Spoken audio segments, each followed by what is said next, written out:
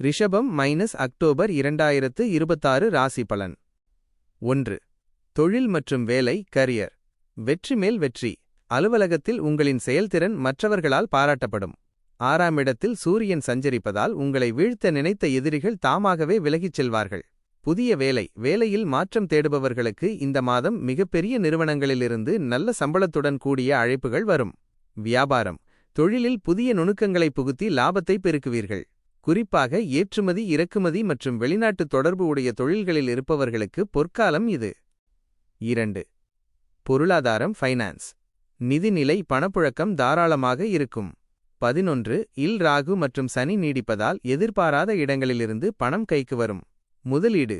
சொத்துக்கள் வாங்குவது அல்லது விற்கும் முயற்சிகள் லாபகரமாக முடியும்.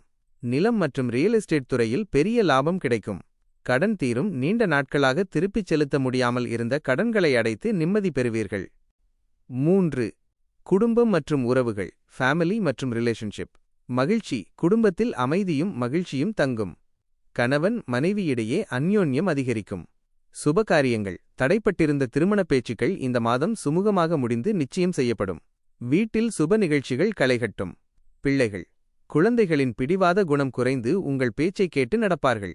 அவர்களின் கல்வி மற்றும் வேலைவாய்ப்பில் நல்ல முன்னேற்றம் இருக்கும். 4. ஆரோக்கியம் ஹெல்த். உடல் நலம். உடல் ஆரோக்கியத்தில் நல்ல முன்னேற்றம் இருக்கும். பழைய நோய்களிலிருந்து முழுமையாக குணமடைவீர்கள். எச்சரிக்கை. ஆயுதங்கள் மற்றும் வாகனங்களை கையாளும் போது மட்டும் சிறு கவனம் தேவை. தியானம் மற்றும் நடைப்பயிற்சி செய்வது உங்களை மேலும் புத்துணர்ச்சியாக வைக்கும். முக்கிய குறிப்புகள். அதிர்ஷ்ட தேதிகள் அக்டோபர் 6, 7, 16, 17, 24, 25. சந்திராஷ்டம நாட்கள் அக்டோபர் 17 இரவு முதல் 18, 19. இந்த நாட்களில் முக்கியமான பேச்சுவார்த்தைகள் மற்றும் பயணங்களை தவிர்க்கவும். அதிர்ஷ்ட எண்கள் 6, 8, 9. அதிர்ஷ்ட நிறம் வெள்ளை வெளிர் நீலம்.